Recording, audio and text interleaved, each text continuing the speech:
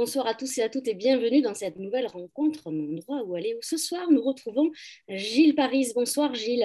Bonsoir Nathalie. Alors ce soir, on te reçoit pour un roman jeunesse, ado, qui s'appelle Un baiser qui palpite là, comme une petite bête. Tu vois, j'y suis arrivée, Oui, mais bravo. trop long, c'est pas facile. Et qui est sorti la semaine dernière, jeudi Ouais, dernier, plus exactement, chez ouais. Gallimard Jeunesse. Ce soir, pour t'interroger, nous accueillons Manon Roland de la librairie L'Attrape-Cœur à Paris dans le 18e. Bonsoir Manon. Bonsoir. Alors, je vais vous laisser discuter. Avant, je vais montrer le livre parce qu'il est là, il est beau, la couverture, elle claque, je trouve. Je trouve qu'elle va bien. Ouais, elle est très belle, je trouve, Voilà. vraiment. Je Ouais. vais rappeler à nos amis participants qui peuvent te poser des questions par mon intermédiaire. Et puis, moi, je reviens d'ici 40 minutes t'embêter avec mes questions. Mais en attendant, Manon, Gilles, je vous souhaite une belle rencontre. À tout à l'heure. Merci Merci. Nathalie. Eh bien, bonsoir Gilles. Je suis ravie d'être là. Je suis aussi un peu stressée, mais je suis plus ravie que stressée. Tant Donc, mieux. tout va bien. Il n'y a aucune raison. Donc, comme le rappelait Nathalie, ton premier roman pour ado est sorti le 9 septembre, donc c'est tout frais. Et donc, ma première question, c'était comment vas-tu? Je vais bien. En général, je vais plutôt bien dans la vie. Enfin, j'ai une, comment dire, une attitude, une humeur plutôt badine et je suis plus souvent de bonne humeur que de mauvaise humeur en général. Même une semaine après la parution d'un roman? Oui, oui, parce qu'il y a déjà des choses assez jolies qui se profilent, qui se dessinent, des retours de blogs, de libraires, d'articles qui sont en train de se mettre en place et tout ça. Et je trouve ça toujours très excitant, en fait. Je ne dis pas que c'est la partie que je préfère dans le lancement d'un livre. Je préfère écrire avant tout. C'est ce que je préfère au fond parce que je suis un peu une sorte d'ours en sa caverne et j'aime bien être chez moi, j'aime bien ne pas trop sortir. Je sors d'ailleurs assez peu, au fond, finalement. Je fais des pauses pour le déjeuner, mais le soir, je sors jamais. Je n'accepte aucun dîner, aucune sortie. Je suis plutôt calme de nature. Et donc, la promotion m'oblige un petit peu à aller quand même au-devant des autres, des villes, des librairies, des lecteurs surtout. Et je m'en réjouis à chaque fois, même si c'est quand même, ce n'est pas ce que je préfère dans la vie d'un écrivain. D'accord. Très bien. Parce que c'est pas que c'est stressant, mais il y a une espèce de dynamique qui est assez géniale, mais en même temps, c'est quand même assez fatigant, mine de rien, parce que on est sur les routes pratiquement tous les week-ends, quand c'est pas dans la semaine, et quand on fait un deuxième métier comme moi, qui suis attaché de presse dans l'édition, je dois m'organiser totalement différemment pour pouvoir tout gérer. Bien sûr. D'accord. Bon.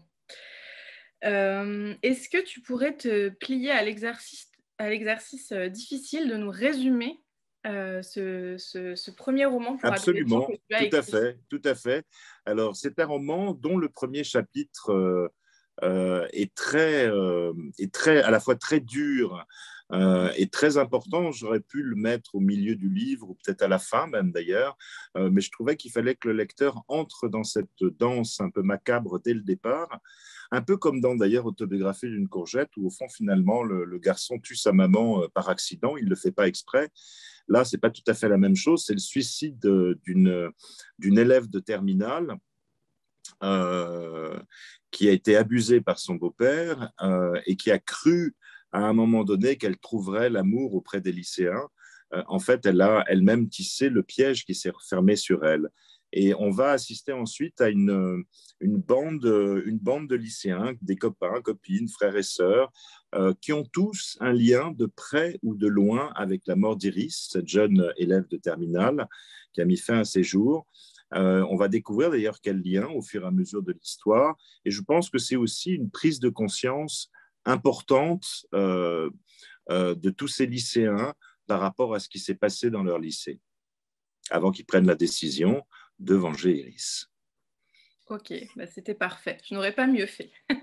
Et pour ce premier chapitre, je pense qu'il a toute sa place justement au début du roman, hein. Ça lance, c'est effectivement assez dur, mais on a lu le premier chapitre, on ne peut plus s'arrêter, quoi. Donc, c'est une sorte de claque, en fait, ouais, c'est ça. mais une claque addictive, parce qu'on a envie de savoir, de comprendre, parce qu'au fond, cette Iris, il lui arrive des choses qu'elle n'a pas du tout, elle n'a pas su les gérer au fond finalement, et sa vie est partie dans tous les sens d'une certaine manière.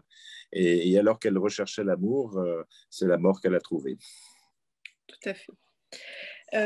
Alors moi, je voudrais revenir sur une chose que j'ai beaucoup aimée, c'est qu'il y a deux auteurs très importants de notre littérature française et étrangère qui surplombent un peu ton roman.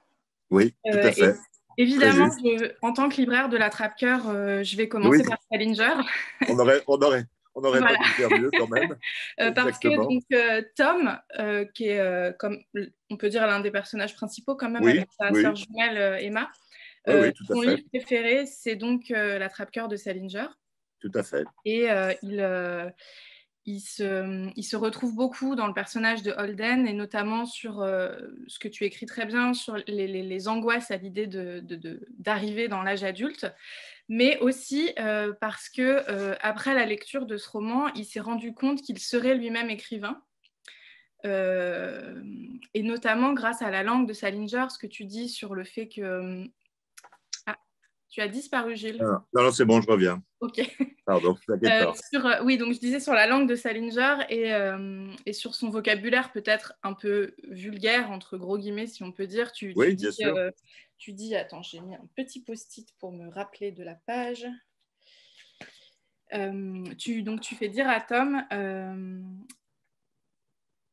qu'on peut écrire bordel dans un livre. Voilà, c'est ça. J'ai des choses à dire, parce qu'on peut écrire bordel dans un livre, et ça fait référence à la phrase « les filles bordel, elles peuvent vous rendre dingue ».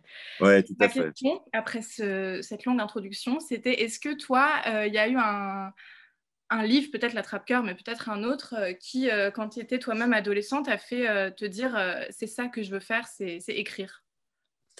C'est possible. D'ailleurs, ça pourrait tout à fait être l'attrape-cœur, parce que je l'ai lu quand j'étais adolescent. Je lisais beaucoup de littérature étrangère, en fait. J'étais fasciné par Tennessee Williams. Et en plus, quand je lisais un écrivain, je lisais tout de lui. J'avais envie vraiment comme une espèce d'indigestion de lecture. J'ai lu tous les romans, les pièces de théâtre de Tennessee Williams. J'ai lu beaucoup Sagan aussi quand j'étais adolescent. Et puis des auteurs moins connus, mais qui m'ont énormément marqué. Alors, bon, évidemment, il y a eu Truman Capote aussi, et puis des auteurs qui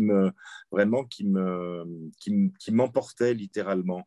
Et je voulais, dans ce roman, d'ailleurs, c'était important parce que on se pose toujours la question de savoir est-ce que les adolescents lisent ou ne lisent pas. Ils lisent moins, paraît-il, dit-on aujourd'hui.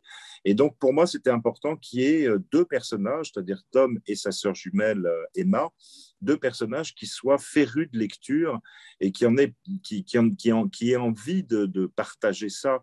Je trouve que, par exemple, la scène où Tom va faire lire à Aaron justement le livre de Salinger, c'est une passation et je trouve ça très beau parce que moi je sais que je suis sensible comme la plupart des écrivains parfois à des compliments qu'on peut me faire, même si je suis très lucide en général par rapport à ça, c'est-à-dire lucide dans le sens un peu modeste quand même, mais les plus beaux compliments qu'on m'ait fait, ce sont les adolescents qui me les ont faits et qui m'ont dit, après avoir lu Autobiographie d'une courgette, que ça leur avait donné envie de lire d'autres livres.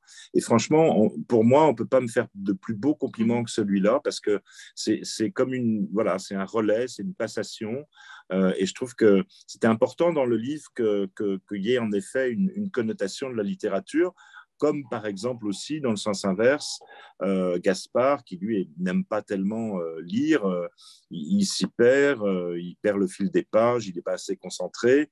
Tom, pour se moquer de lui fait lire un livre de Marguerite Duras, et évidemment, ça passe pas, quoi.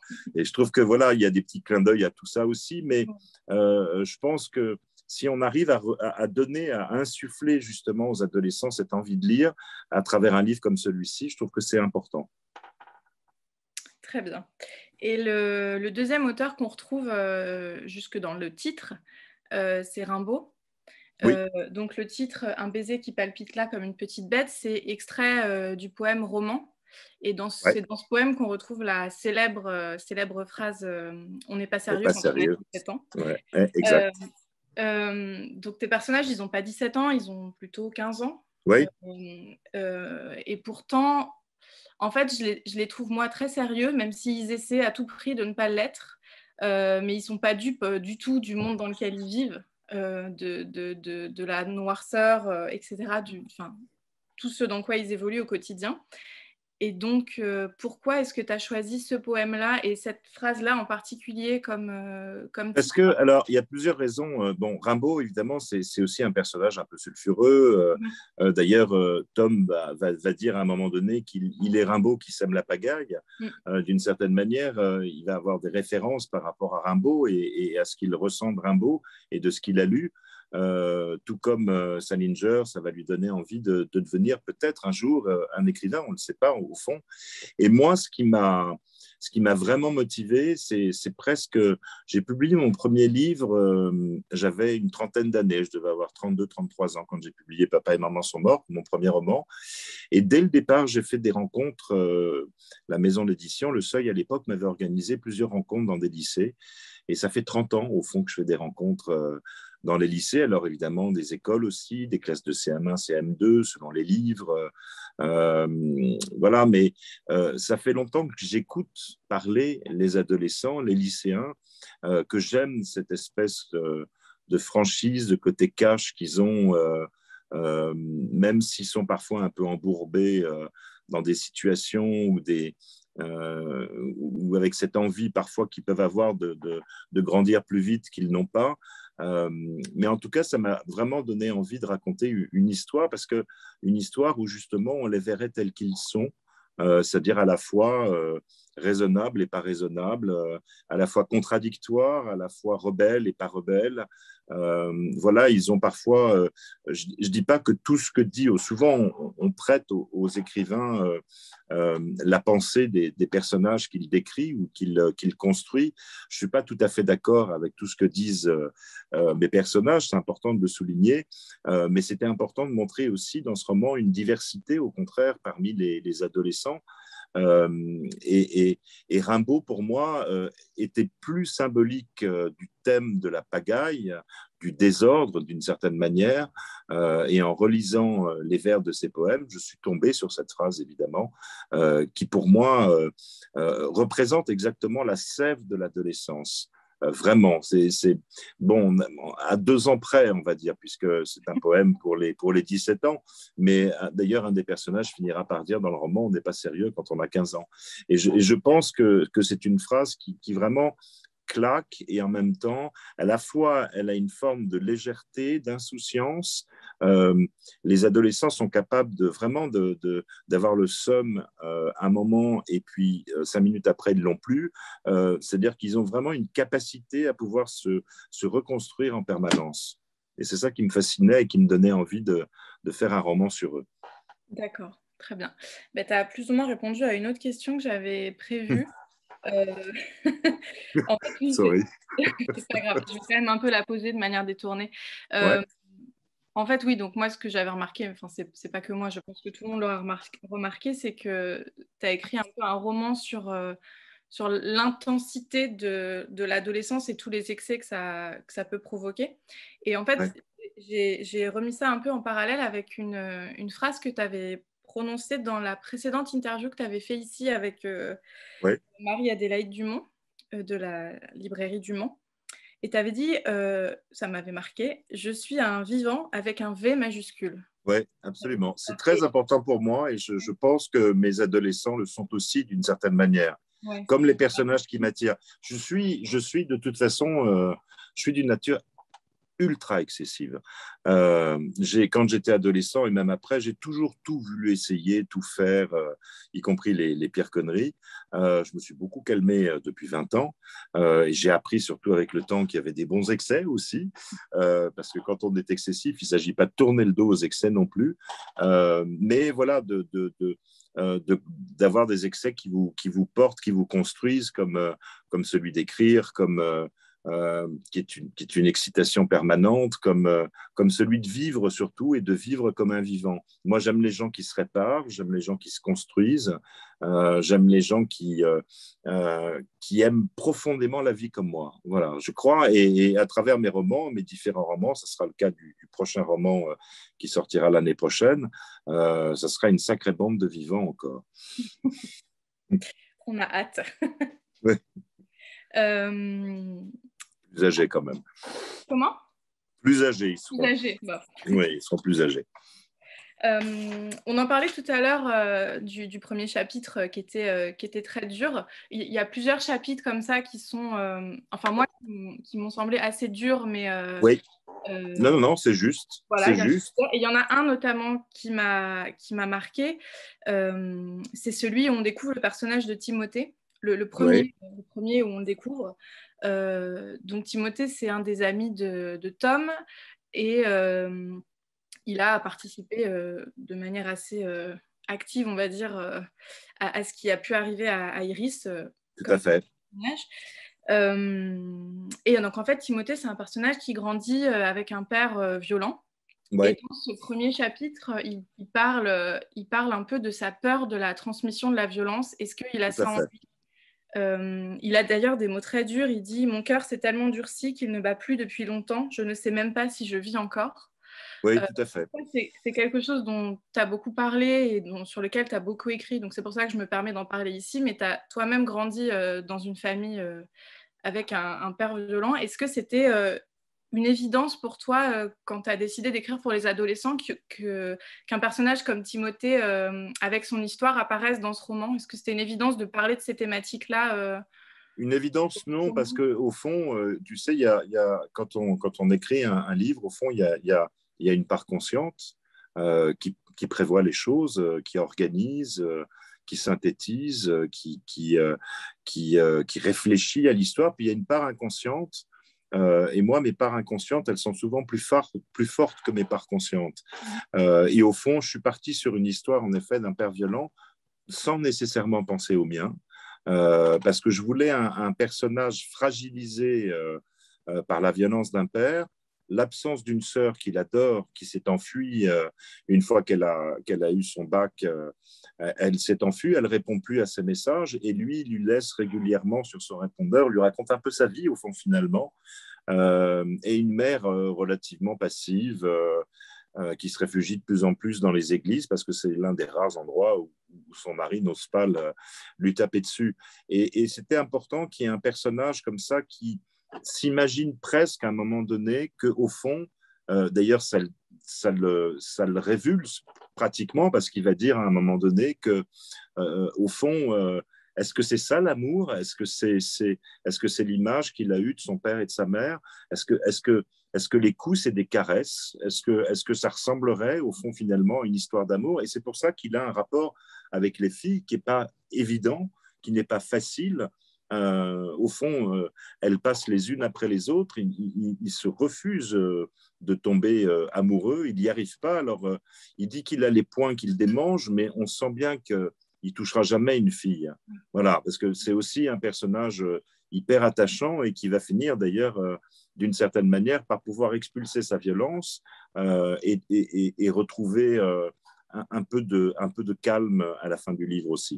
Oui. Pour rester sur les parents et les adultes, dans le roman, en fait, il y en a très peu des adultes. Ils sont assez effacés, Tout à fait. Ils sont parfois négligents ou violents, comme on l'a dit, ou même morts pour certains ouais. personnages. Et dans une autre interview que tu as fait pour La Fringale culturelle, tu disais, ouais. en parlant, je crois, de la série Scam, oui, tout à fait. C'était important pour toi de montrer des adolescents qui évoluent entre eux. Oui, c'est ça. En fait, on peut dire que la série Scam m'a énormément aidé à construire ce roman. C'est une série norvégienne, hein, pour ceux qui ne la connaîtraient pas. Scam veut dire la honte. C'est une série qui a cartonné en France. Je crois qu'ils ont fait plus d'une vingtaine de millions de vues. Enfin, c'est assez colossal. Elle a été d'ailleurs traduite et elle existe dans quasiment tous les pays du monde. Et l'idée de la série, c'est de montrer en effet les adolescents entre eux, les parents, les profs, tout ça sont légèrement en retrait. On voit vraiment les adolescents vivre entre eux. Et en fait, je crois qu'ils en sont à la 7e saison, et chaque saison est centrée sur un événement très précis. Ça peut être, par exemple, centré sur la religion, ou centré sur l'homosexualité, ou un autre thème encore. Et à chaque fois, on a un comédien qui joue le rôle principal de la saison, on va dire. Et puis de saison en saison, ça passe évidemment à un autre comédien. Et je trouvais ça assez fascinant, je dois avouer. C'est une série qui m'a bien plu. J'ai regardé 4 saisons, en fait, les 4 premières. Et j'aimais bien cette idée que les familles soient en retrait sous une forme ou sous une autre, comme tu viens de le dire, hein, c'est-à-dire à la fois absentes, euh, euh, décédées ou autres, mais en même temps, il y a une scène très importante dans le livre où les parents de Tom et d'Emma vont quand même à un moment donné intervenir, et un dialogue qui est quand même assez musclé et assez rude, parce qu'il fallait quand même un chapitre où l'autorité parentale, d'une certaine manière, ressurgisse d'une manière ou d'une autre. La volonté de vouloir éloigner les adultes, chez moi, était plus comme si on regardait un peu ces adolescents sous un microscope et qu'on les étudiait, mais quand les excès vont un peu loin, il me paraissait absolument normal et vital que les parents, justement, remettent un peu le holà à tout ça. Voilà. Ça marche. Bah, d'ailleurs, ça me fait une transition parfaite. Il y a le personnage d'Emma, donc la sœur Oui, de Tom. de Tom. À un moment, elle dit quelque chose de, encore une fois, très juste. Je te cite beaucoup, mais parce que Oui, non, mais c'est normal. vraiment, je me suis dit, mais oui, si j'avais lu ça quand j'avais 15 ans, j'aurais adoré. Donc Emma, elle dit l'adolescence est un âge délicat qui n'est pas à la portée de toutes les oreilles et encore moins de celle des parents, qui ne nous captent pas toujours et semblent avoir oublié leurs 15 ans. Oui, pas faux. Et donc, du coup, comme je le disais, moi, je trouve que ce que tu as écrit est très, très juste. Et j'ai l'impression que toi, tu les as pas trop oubliés, tes 15 ans. Et donc, ma question, c'est est-ce que ça a été, en tant qu'écrivain, est-ce que ça a été difficile ou est-ce que ça a été, au contraire, plus simple d'écrire pour un public adolescent plutôt que pour un public adulte Je ne sais pas, je ne me suis pas tellement posé la question. J'avais le sentiment peut-être de prendre un peu un risque quand même, parce que je me suis habitué pendant mes 4 premiers romans à écrire à hauteur d'un enfant de 10 ans. J'ai écrit comme ça pendant 40 ans, et donc très souvent, les gens me disaient, des journalistes, des amis, même des éditeurs, me disaient, mais ça doit être très, très dur de se mettre dans la tête d'un enfant de 10 ans. Et en fait, je n'osais pas leur dire la vérité, parce que la vérité, c'est que comme j'écrivais dans cette langue depuis 40 ans, pour moi, c'était d'une facilité déconcertante. C'était une langue que j'avais complètement en moi, qui m'était acquise.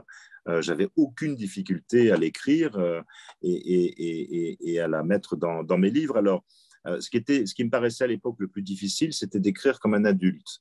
C'était un projet fou que j'avais et que j'ai fini par mettre en place. Alors, après, je suis très, très à l'aise pour me mettre dans la peau d'une femme, qu'elle soit très jeune, qu'elle soit sexagénaire ou octogénaire, ça ne me dérange pas. J'ai vraiment une facilité déconcertante à pouvoir me mettre dans la peau d'un personnage tel qu'il soit. Et je crois que c'est peut-être une forme de schizophrénie littéraire, j'en sais rien, mais j'aime ça. C'est comme un pari, c'est comme un risque que je prends sans penser qu'il sera gagnant ou perdant, parce que c'est pas des choses auxquelles je pense du tout quand j'écris.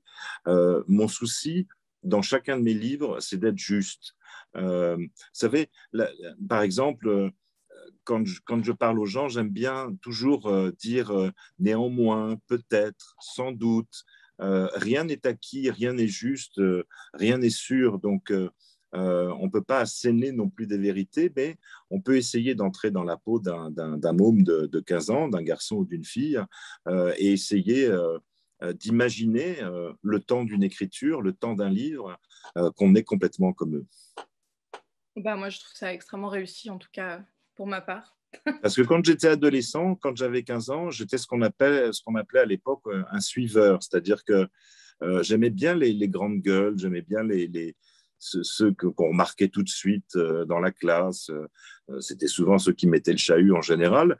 Et je faisais tout pour devenir leur ami, en fait. Voilà, parce que ça me plaisait d'être dans leur sillage. Mais quand ça allait un peu loin, j'étais capable de m'en défaire aussi. J'étais un peu pétochard aussi, quand même.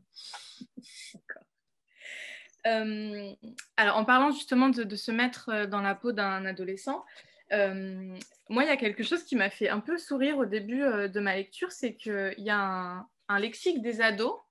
Tout à fait. Et je souriais un peu en me disant oh, c'est bizarre, personne n'en aura besoin.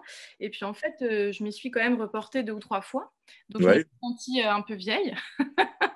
Mais, et en plus c'est un langage qui est incroyable parce que c'est un langage qui évolue à une vitesse incroyable. C'est-à-dire que un mot peut devenir obsolète en 15 jours. Donc pour faire un lexique des ados, il faut vraiment s'accrocher. J'ai eu cette idée, en fait, d'envoyer une sorte de SOS sur les réseaux sociaux.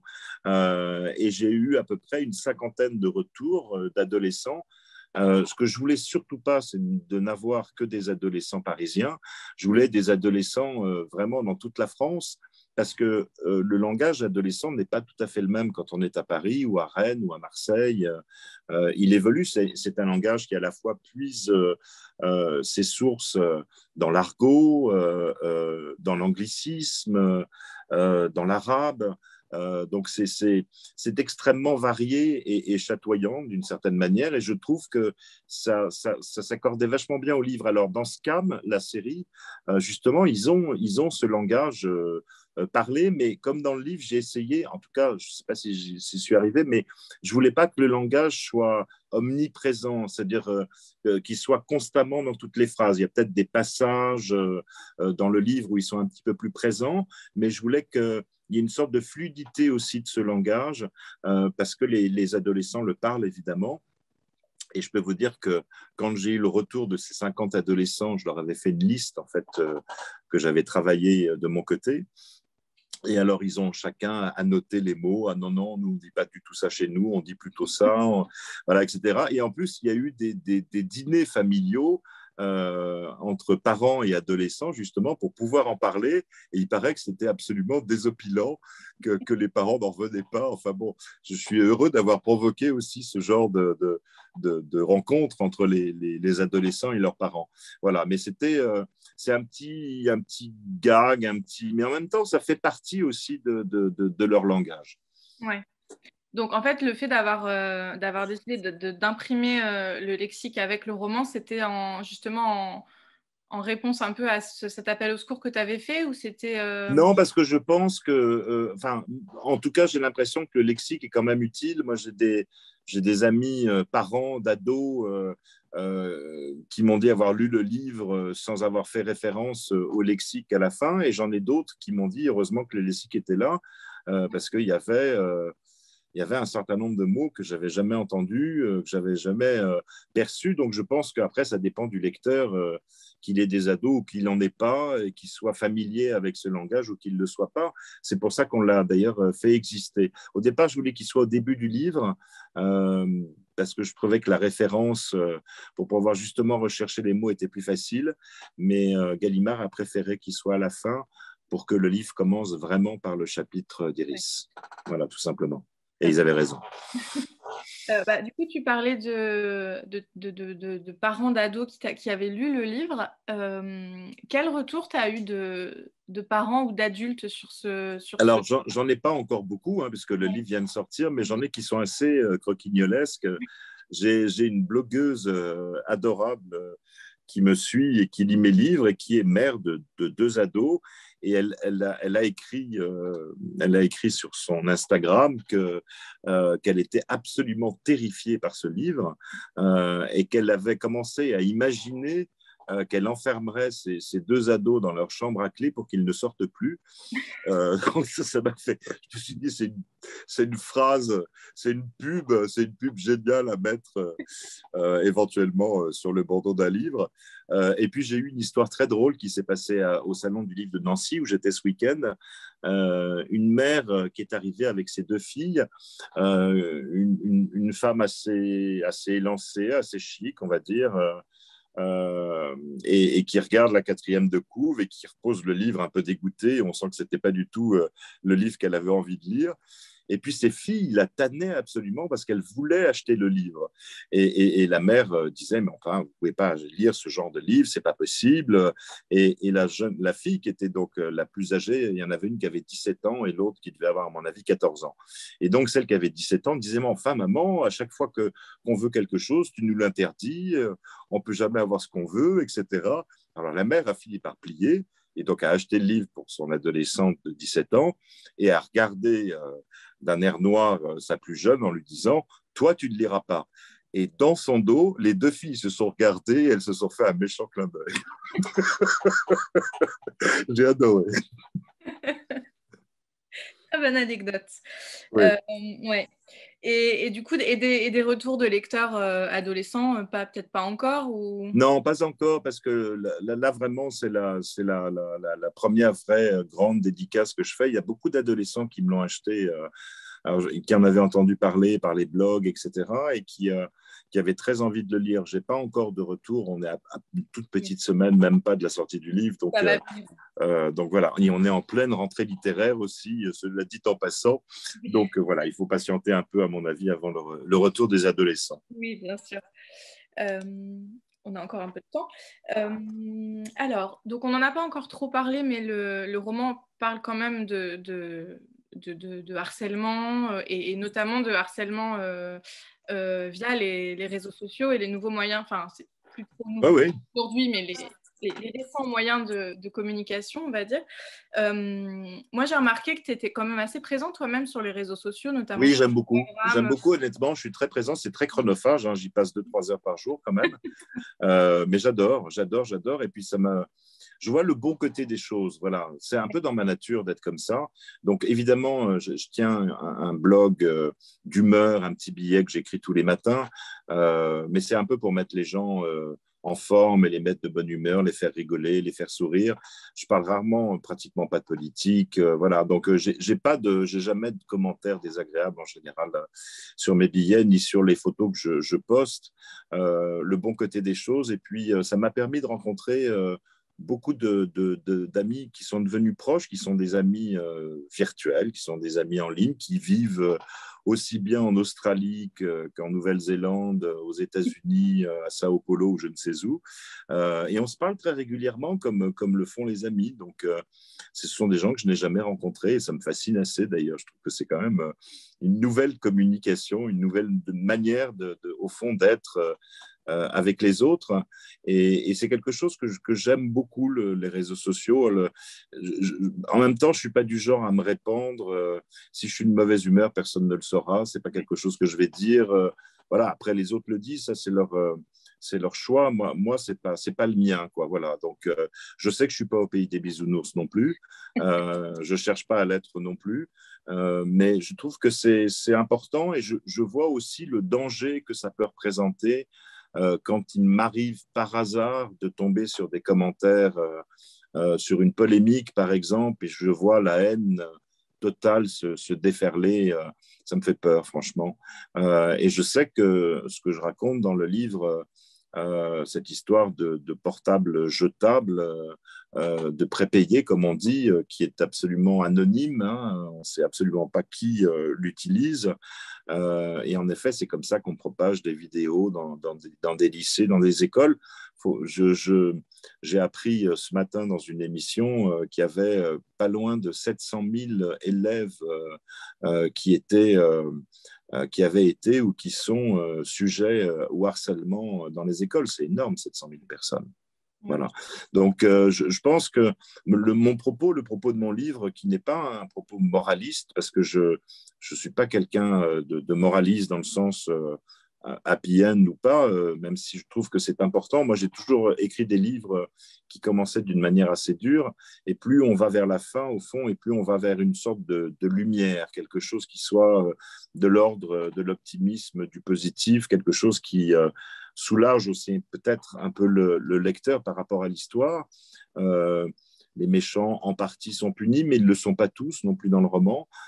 Et je trouve que c'est important parce que quand tu parlais tout à l'heure, par exemple, d'un passage assez dur avec Timothée, moi, je trouve, par exemple, que celui où on va découvrir Marlon, par exemple, est un passage particulièrement rude et particulièrement dur à lire aussi. Ce qui va arriver, on ne va pas le dire, évidemment, pour que les gens le découvrent dans le livre, mais à partir du moment où on voit ce personnage, on est terrifié par son comportement. Ah oui, oui, complètement. Voilà. Je voulais pas trop en dire et pas trop dévoiler, mais absolument. Je pense qu'on a peut-être le temps pour une dernière petite question sur la musique. Parce qu'en fait, la musique, elle accompagne un peu tous les personnages dans les moments forts de leur vie. On parcourt un peu la playlist, leur playlist en fait avec eux. Il y a beaucoup de chapitres qui se terminent par le... J'ai envie d'écouter ça. Voilà, ça. D'ailleurs, je conseille d'écouter les musiques en même temps que vous lisez le livre parce que ça change les émotions qu'on ressent. Je trouve ça parfait. Et je voulais savoir, comme je t'ai déjà écouté un peu parler dans d'autres interviews, je disais que la musique a quand même une part importante dans ta vie, mais est-ce que ça a une place dans ton processus d'écriture ou pourquoi tu as eu besoin dans tout processus, d'abord j'écoute de la musique du matin au soir.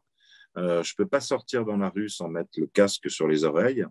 Donc, j'ai appris quand même à faire extrêmement attention quand je traversais une rue entre les trottinettes, les vélos et tout ça en sens inverse. J'ai eu de la chance de jamais me faire renverser jusqu'à présent. J'ai l'impression d'être dans une sorte de clip géant en regardant les gens et je me dis qu'il y en a qui sont dans le rythme, d'autres qui le sont moins.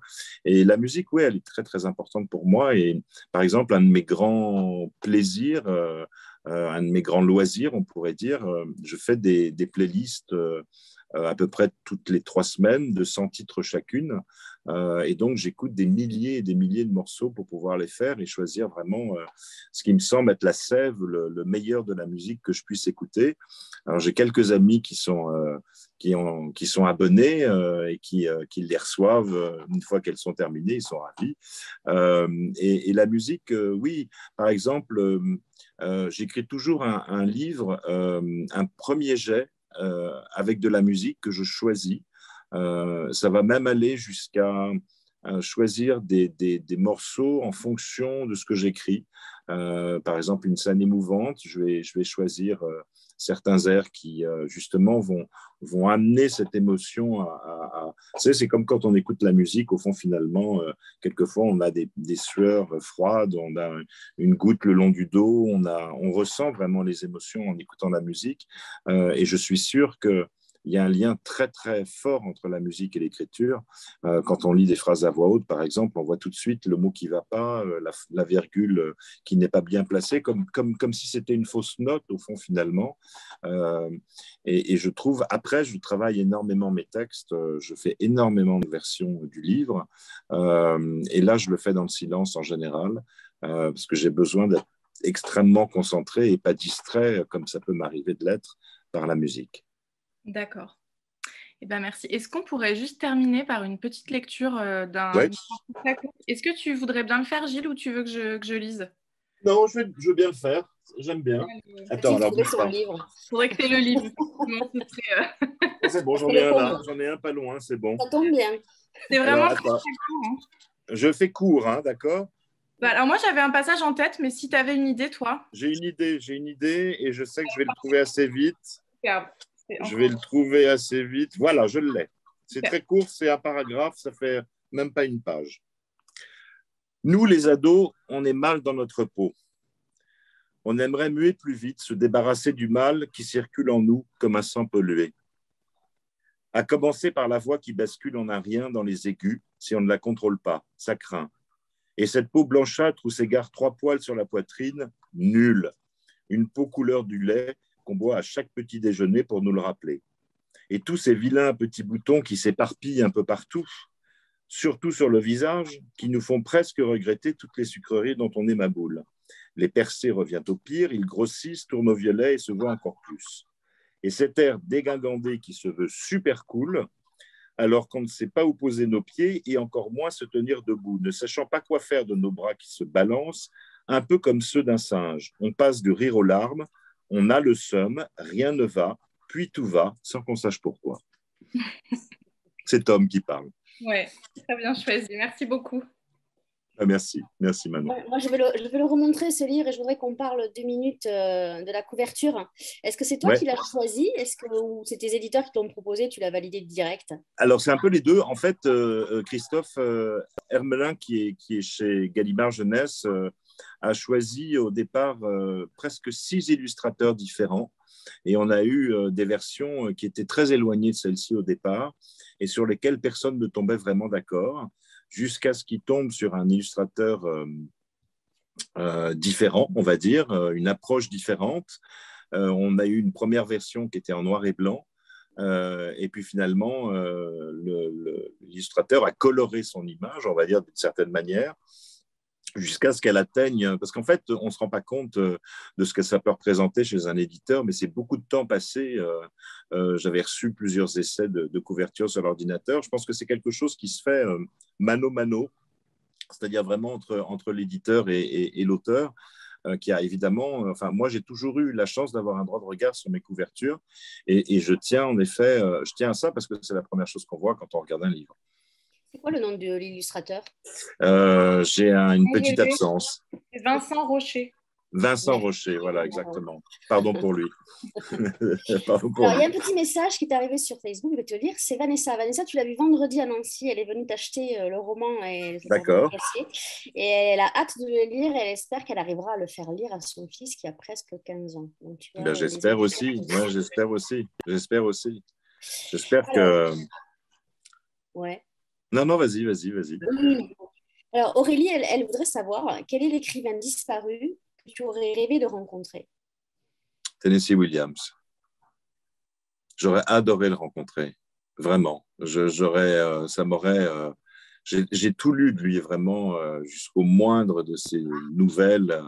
Et son écriture m'a toujours fasciné. Et cette capacité incroyable qu'il avait d'écrire aussi bien des histoires dans la plus grande des bourgeoisies américaines, ou j'allais dire ensuite dans la fange. Il avait une capacité incroyable de passer de l'un à l'autre avec des personnages toujours humains, toujours forts, toujours déracinés, toujours vivants, comme je le disais tout à l'heure encore, avec un V majuscule. Je pense que c'est vraiment un écrivain qui a changé ma vie. Alors, il y a une question de Claude. Alors, Claude, c'est une lectrice assidue des rencontres. Elle demande est-ce que c'est un de tes buts dans ce genre de livre qui est de faire du bien aux ados? Est-ce que c'est Oui, bien sûr. Oui, évidemment. Oui, évidemment. Je pense que c'est aussi. Quand je disais tout à l'heure que j'aime bien faire réfléchir quand j'écris un livre, quand j'aime bien faire réfléchir le lecteur, je pense aussi à l'adolescent qui le lira. Pour faire réfléchir, il faut un peu secouer les gens. Voilà, parce que sinon, on n'aura pas forcément tendance à s'en rendre compte. Donc, il y a des scènes assez rudes, assez dures dans le livre, mais ça gênera plus les parents que les ados eux-mêmes parce qu'ils ont l'habitude de tout ça et ils sont beaucoup plus, on va dire, ouverts d'une manière générale et beaucoup moins fermés qu'on ne pourrait le croire. Et justement, moi j'ai utilisé le mot trash. Je dis, ouais, Gilles, il est un peu trash dans ce roman, mais c'est bien parce que tu ne pouvais pas faire autrement. Est-ce que tes éditeurs t'ont, on ne va pas dire censuré, mais t'ont dit, non, il faut lisser ou pas du tout? T'ont laissé les vannes ouvertes? Non, c'est plutôt le contraire, en vérité. C'est plutôt le contraire parce que, si tu veux, on m'a fait une remarque qui était très intéressante vraiment au tout début du livre. On m'a dit, si MeToo y jetait un œil, c'est pas sûr que ça leur plairait beaucoup. Et je voulais pas dans ce livre, je voulais pas d'une écriture lisse, évidemment. Parfois, les adolescents parlent d'une manière argotique et même presque vulgaire.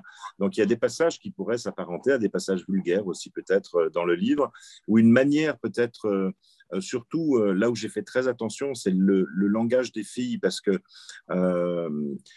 quand elles disent, par exemple, je ne sais pas, il y en a, à un moment donné, Sarah va dire... c'est injuste, on a le droit d'être une salope quand on est adulte, mais pas quand on a 15 ans. Et c'est des choses sur lesquelles j'ai beaucoup réfléchi pour savoir si je le laissais ou pas dans le livre. Et Gallimard m'a plutôt poussé à le laisser et à le faire. Donc, c'est plutôt moi qui aurais mis la censure que Gallimard, en fait. C'est Parce que je marrant, ça. voulais pas, l'idée n'était pas de choquer, mais de respecter Ouais. aussi ce langage qui est le leur, quoi. Ouais, mais moi, Et qui est j'utilise le très, et mot. qui est très éloigné de la pensée unique, au fond. Voilà. Ouais, moi, j'utilise le mot trash, mais c'est pas du trash pour du trash. Je veux dire, j'ai envie de dire, il est un peu élégant et il est, comment dire, pas éducatif, mais derrière, il y a quelque chose Il y a de très quelque chose intéressant. de. Si, je pense qu'il y a quelque chose d'éducatif un peu dans le livre. Le fait d'avoir choisi deux personnages qui lisent, par exemple, beaucoup, c'est pas par hasard que je les ai choisis, c'est pas par hasard que je leur fais lire des livres de Salinger et autres. C'était important. Il y a un côté probablement presque éducatif d'inciter les jeunes à lire et de leur montrer que c'est pas si mal, quoi. Voilà. Et ça, après, sur l'alcool, sur le reste. C'est des scènes que les adolescents connaissent, les fameuses fêtes qui se donnent le week-end dans l'appartement des uns et des autres, où assez souvent certains testent un peu leurs limites aussi, et il y a un vrai danger évidemment là-dessus que j'ai voulu pointer du doigt plus que l'encenser évidemment. Alors, il y a Laurence qui voudrait savoir, est-ce que vous trouvez que les ados d'aujourd'hui sont différents de ceux que vous avez côtoyés quand vous étiez ado? Ah bah oui, évidemment, ça ne peut rien avoir. Bah, quand j'étais adolescent, c'est limite si on ne croyait pas encore aux roses et aux choux, hein. Donc, franchement, on n'était pas très, on était vraiment très, comment dire, on était tout ce qui touchait à la sexualité. Justement, c'est ça qui m'a plu aussi dans ce livre, c'est de parler autant de la sexualité des jeunes, c'est-à-dire avec cet esprit de découverte qui fait que celui, par exemple, qui n'a rien fait encore, qui est plus sot, c'est terrible pour lui de voir tous ses camarades déjà avoir sauté le pas d'une certaine manière. C'est l'impression de se retrouver sur un terrain vague, quoi. Et c'est terrible et puis on cherche un peu ce qu'on va aimer. Les garçons, est-ce qu'ils vont forcément aller vers les filles? Ils vont aussi peut-être aller un peu vers les garçons, et les filles réciproquement. Donc je trouve que c'est une période assez fluide, là encore, un terreau génial pour un écrivain, quoi. Là, j'imagine que tu vas partir dans les collèges avec J'en ces fais livres. beaucoup jusqu'à la fin de l'année. J'en fais dans les salons en ce moment, là, beaucoup. Là, j'ai fait une rencontre avec des terminales Bac Pro au lycée d'Ono à Nancy, et je vais en faire dans d'autres villes. J'ai pas mal de lycées qui m'ont contacté ces derniers temps. Je vais en faire à Paris aussi. Je trouve ça très excitant de pouvoir parler avec eux du livre. En même temps, je sais que ce ne sont pas des thèmes faciles. Parler de harcèlement, parler de sexualité.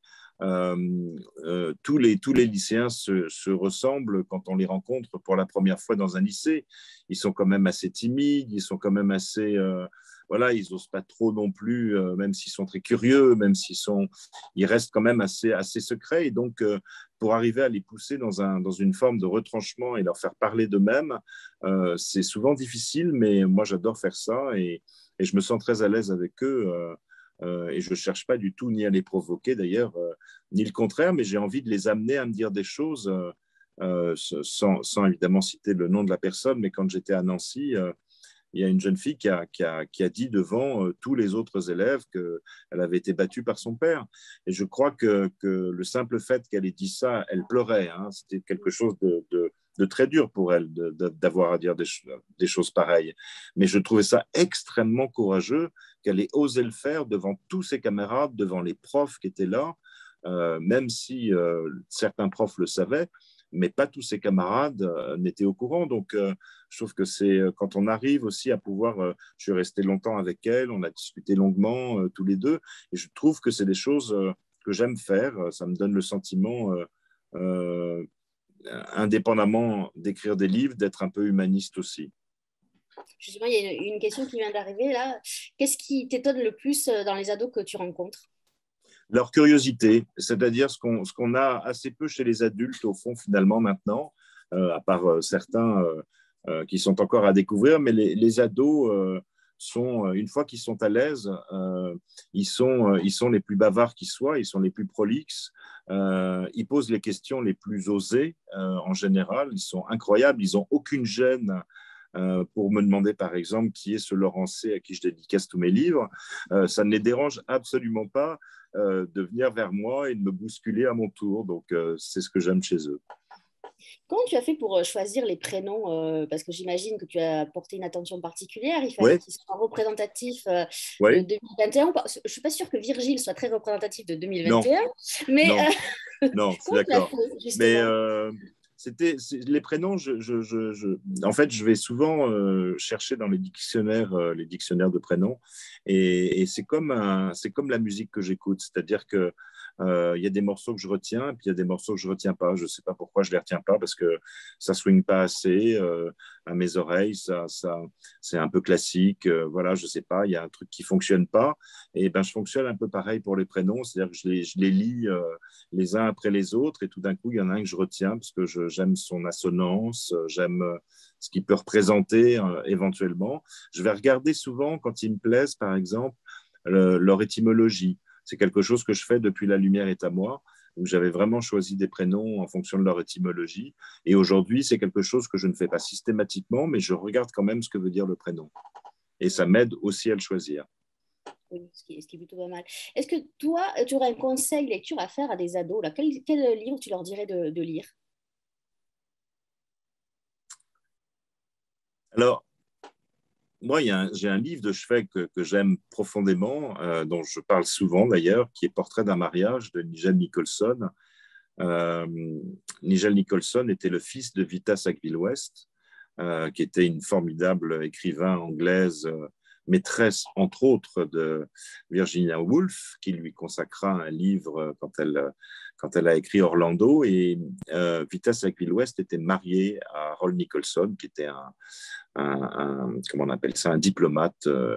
Voilà, lui allait vers les garçons, elle allait vers les filles, mais ils s'aimaient profondément l'un l'autre. Il y avait une histoire incroyable. Et le livre, en fait, est écrit par l'un des deux fils qu'ils ont eus et alterné par le journal de la mère. Et je trouve que c'est un roman de liberté incroyable pour cette époque, où au fond, finalement, les mœurs n'avaient finalement pas d'incidence dans la vie de ce couple qui, tout en allant ailleurs, ne pouvait pas se passer l'un de l'autre. Et je trouve ça très beau quand aujourd'hui, je ne sais pas, on a des faits divers, on a des amis autour de nous qui vont divorcer parce que l'un des conjoints est allé voir ailleurs. Je trouve ça triste parce que je me dis qu'au fond, finalement, c'est qu'ils ne s'aimaient pas assez pour se séparer pour une raison comme celle-ci. Et que la vie, quand on aime les gens, on doit être capable, ça doit être possible de leur pardonner un certain nombre de choses. Alors, je voulais juste dire qu'il n'y a aucune. C'est un hasard si Manon est libraire à l'attrape-cœur et qu'il y a l'attrape-cœur dans ton livre. Hein. Je veux dire, c'est un Oui, tout hasard à fait. total. Hein. Non, mais je trouve ça Je trop l'ai dit joli. tout à Ça m'a l'heure, c'est beaucoup un clin plu. d'œil, mais c'est un hasard. Ah ouais, ah Est-ce ouais. que Manon a une dernière question à poser à Gilles? Ben non, moi j'ai posé toutes mes questions, donc il n'y a rien qui me vient de plus là, donc voilà. Mais En c'était tout cas, oui, super, Manon, hein, Ah, vraiment. merci, merci pour tes Merci, réponses généreuses en tout cas. c'était une merci. première pour Manon et j'espère Oui. qu'elle reviendra dans les rencontres. Alors, je remontre le livre, il est sorti chez Gallimard Jeunesse. Un baiser qui palpite là, comme une petite bête, il est là. Ouais. Je vous conseille aussi de suivre Gilles sur les réseaux parce que moi, je ne passe pas un matin sans lire son billet, ça me met la pêche, ça me fait beaucoup rigoler, j'avoue. C'est ce que j'essaye de faire, Rigoler ouais. tous les matins, donc ça, C'est sans prétention, hein. et justement, toi qui es très sur les réseaux sociaux, est-ce que tu ne serais pas tenté par faire un livre en ligne? Alors, on avait reçu Vincent Villeminot qui avait fait ça. Il avait posé, c'était pendant le confinement, alors peut-être plus de temps. Il avait posé des épisodes et en fonction des réactions, il avançait sur les épisodes, sur les épisodes. Ça ne te tenterait pas, toi? Non, parce que c'est comme un, tu sais, c'est comme un. Moi, j'aime beaucoup l'écrire le matin, ça me prend pas un temps fou non plus, et je me dis si ça peut faire du bien, tant mieux. C'est un peu pour ça que je les écris, pour me faire du bien, pour faire du bien aux autres. Mais c'est comme un, je sais pas comment expliquer ça. C'est comme un moment de la journée, tout simplement. Et puis après, j'ai les livres que j'ai envie d'écrire et très souvent, je me dis, par exemple, là, je vais me calmer, je vais attendre un peu avant de commencer un nouveau roman. Et puis, dès que j'ai une idée, c'est terrible parce qu'elle me trotte dans la tête. Et le meilleur moment pour moi, pour réfléchir à un roman, c'est le moment où je me couche, où je m'allonge dans mon lit pour dormir, mais je ne m'endors pas tout de suite. Et je pense à ce roman et je pense à ces idées-là. J'essaie de les développer. Et quand je les développe, à un moment donné, je ne peux pas faire autrement que de l'écrire.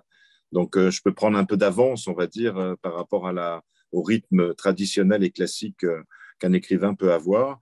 Et donc, je ne cherche pas d'autres projets d'écriture, et notamment pas d'écriture en ligne. Et est-ce qu'un jour, on aura un roman jeunesse avec un chien et une souris? Alors, il n'y a plus de souris. Enfin, je ne sais pas, Laurent m'a dit l'autre jour qu'il en avait peut-être opéré une parce que le chien est devenu dingue. Donc, il est possible qu'il y ait une nouvelle série, une nouvelle souris plutôt, pardon. Chez nous, on les appelle Kikou, tu sais. Elles s'appellent toutes Kikou, nos souris. Voilà, mais je ne crois pas. Par contre, on peut dire que dans mon dernier roman, celui des adolescents, j'ai fait un bel hommage à mon chien parce qu'il y a un beagle qui est très présent quand même aussi dans le livre et que j'ai surnommé Katuta, qui est le surnom du mien. En fait, le mien s'appelle Franklin, mais on l'appelle Katuta tout le temps.